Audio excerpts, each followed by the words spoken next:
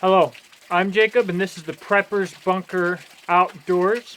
Today we are going to start a series on what could be the most iconic fighting knife, if not the most iconic knife, period, ever made, which would be the Kabar Mk2 U.S. Marine Corps fighting knife. It is actually the same as the Army Kabar.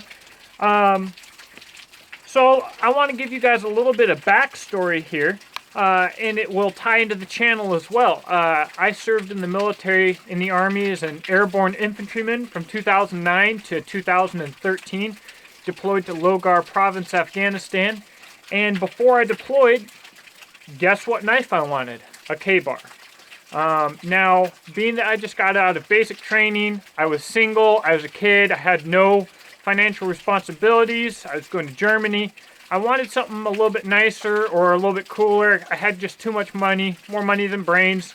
I bought an expensive custom knife from a company that everybody's familiar with now, and that was a crap and a waste of money. But essentially, anybody in the military or anybody at all is familiar with this blade. And, you know, with good reason. This knife has a long, storied history. Real quick, I'll talk to you about the specifications of the knife in case you're not familiar. It's made out of 1095 Crovan. It's actually 170-6C Sheridan. The blade is 3/16 of an inch thick. The blade length is 7 inches. The overall length is just under or just about 12 inches. And it weighs about 12 ounces. The knife itself is made in America. The sheath is made in Mexico. The sheath is classic looking, but let's be honest here, guys. It is a bit lackluster. It's not very good. I don't know really how well it holds up. With that being said, if you have one of these knives and you love it and you want to use it hard, any knife that you use a lot and care about is worth a custom sheath. And the best thing about these K-bars, they're not all that expensive. This one was about 60 bucks on Amazon, so that's actually cheap for an American-made knife like this. Which brings me to my next thing. This channel is funded completely through sales on my website at beachandtactical.com, and through Patreon and through Grunt Style. All of those links are in the description box below. But what's special about Patreon is this knife, 2 of these knives were funded through Patreon, through my patrons. One of them was already given away to one of my patrons, so this knife was completely funded through my viewers and my patrons. And this is the first knife ever like that. It's really special to me. And I have no affiliation with K-Bar. They didn't provide me the knife. They're not paying me, whatever. So that's kind of special. So what we're going to do, this is the beginning of a series for this knife. And essentially, if you are a subscriber and you watch my videos, you know that I have a bit of a problem with misleading advertisement from manufacturers. K-Bar does not mislead anybody when they advertise this knife. They say it's an iconic knife. It's probably the most iconic fighting knife in the world, and they're completely right. And there's no problem with the price. It's made in America. There's nothing misleading about the advertisement. Spot on to K-Bar. I'm impressed with that because they could really overhype this knife, which is where the problems start rolling in.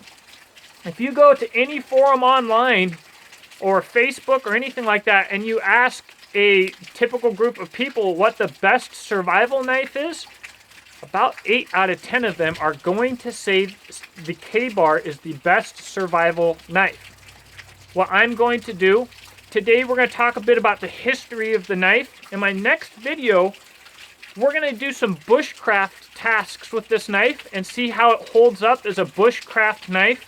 I'm going to define that since there's so much confusion about what a bushcraft knife is. So we're going to use this knife to craft in the bush. So that's what we mean by that.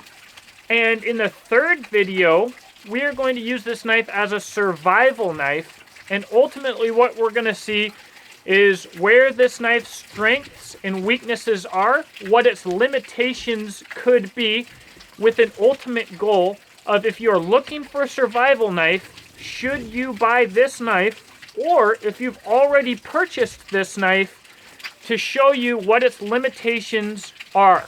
Every knife has its limitations. Some are higher or lower than others, and knowing or having an idea of what the limitations of your knife are could potentially help you to use it within those limitations. And ultimately, if you're using it as a survival knife, because your life depends on it, it could save your life. So, this is the introduction. Let's talk a little bit about the history. The history of the Kabar is incredibly interesting. Kabar started out in 1898 as Tidiante Cutlery Company. I'm going to have some of this information in the description box below or in a top comment, I'm sure. In 1909, they changed their name to Union Cutlery. Some knives of this style were used in World War I. World War II came around, though. This was primarily kind of a hunting pattern of knife. What was issued originally was the Mark I fighting knife, which was flimsy and expensive to produce. So those are your problems. It was a purely fighting knife, so when soldiers tried to use it for utilitarian tasks, they often broke, and they're really expensive to make. So they started looking or taking contracts for companies for a new fighting knife, and ultimately what you know today as the Kabar was accepted for the Mark II fighting knife. They were issued to soldiers, although not as much as you might think. There are still plenty of soldiers in the field that never got a Kabar. But the other thing that people don't often realize is that the company Kabar, as we know it today, actually didn't have the first contract for these knives. Camulus sent the first shipment of this knife out, and Camulus actually sent the most Kabars out. Kabar didn't. So Camulus was actually at the head of the game. There were quite a few manufacturers. Union Cutlery, which is today's Kabar, Robeson Cutlery Company, Powell Cutlery Company, and obviously Camulus. And then after World War II, Ontario picked it up, and some other people have made it as well.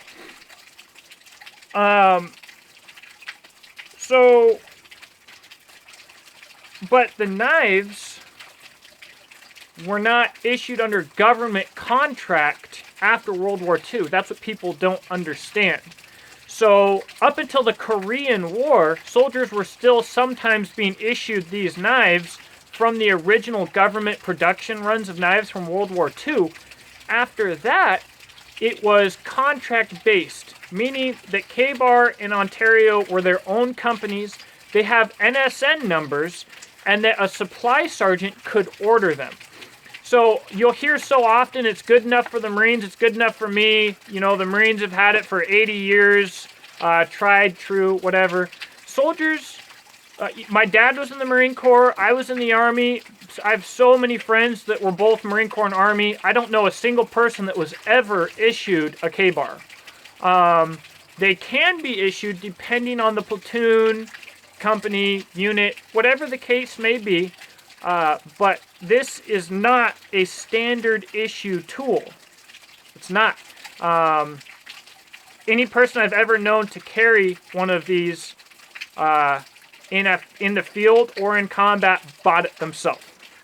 So I feel like that needs to be clarified because people get that mixed up a lot.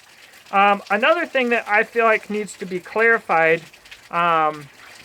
I never knew anybody who carried one of these for an entire deployment. So basically, most of the people that carried one of these were actually usually mocked, and they're usually privates, because typically the only thing you really use a knife for in the military is opening MREs. I'm saying that from the perspective of an airborne infantryman who carried at times a GG&G battle axe and a very large knife every day also being mocked for it. Because the fantasy of hand-to-hand and knife combat prevalence is exactly that. It is a fantasy. Most people carried a pocket knife. All around. Small CQB knife, maybe, but most people just carried a pocket knife. So, you know, a lot of people that carried something like this, they called it a Rambo knife, and they were made fun of. It is what it is, guys. People don't really understand what modern combat is if they haven't been in the military, understandably. And that's fine. That doesn't take away from what this knife is. So, what is it? This knife is a 7-inch Bowie knife. The pattern originally was used mostly as a hunting knife. It has a stick tang, so the tang is thinner than the handle, goes through the middle of the leather rivets here, extends to the pommel, and is pinned in place. So, why am I doing this video series? I'm going to put a lot of time and effort into this series. Well, when I deployed with that really expensive custom knife from a manufacturer that almost everybody's familiar with, it was a piece of crap. It was absolute, I think I spent $380 on it. Junk. Garbage. Typical move for a private with more money than brains. And I had a strong sense of buyer's remorse, and it actually changed the way that I looked at large knives in general for a very long time. And owning or having a experience with a type of tool that is an inferior tool will do that to people. You know, people who have only had cheap axes say, oh, axes, who carries an axe into the woods? You know, it's dumb, blah, blah, blah, blah. People say same thing about big knives. Big knives are almost as a rule poorly designed because they just upscale a smaller knife, put a bigger blade on it, and it doesn't work. So your experiences with a particular tool are tainted by a poor example of that tool, and you think that that whole entire category of tool is junk. Anyways, that happened to me. I don't like being taken advantage of. And I don't like manufacturers taking advantage of people, and I want people to be educated. That's why I'm doing YouTube here, right? So what I'm going to do is we're not going to be reviewing this knife to see if it's an iconic fighting knife. It is.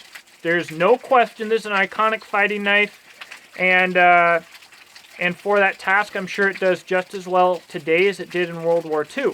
What we're going to see is if this knife lives up to the reputation that it has been given by people who see the iconic nature of this knife without first-hand personal experience and fluff it up to be something that it's not. Will this knife be the knife that you want to rely your life on? That's what we're going to be testing out. That's what we're going to be finding out. I guess I'll tell you what I expect. The stick tang on a knife is just not going to be quite as strong as a full tang if everything else is equal. We're going to be doing some testing on the pommel. We will be doing some batoning. And I think that we are going to see the knife catastrophically fail. So, with that being said, I'd be happy to be proved wrong. Let's find out. Please subscribe. Let me know what you think in the comments section below. If there's anything that I forgot or need to clarify, let me know, and I would be happy to do so for you. Please share this video, and please consider checking out my Patreon account, because everything that happens at Patreon ultimately comes to helping me produce higher quality videos here for my subscribers. Thank you for watching. I look forward to talking to you, and I hope that you have a blessed day.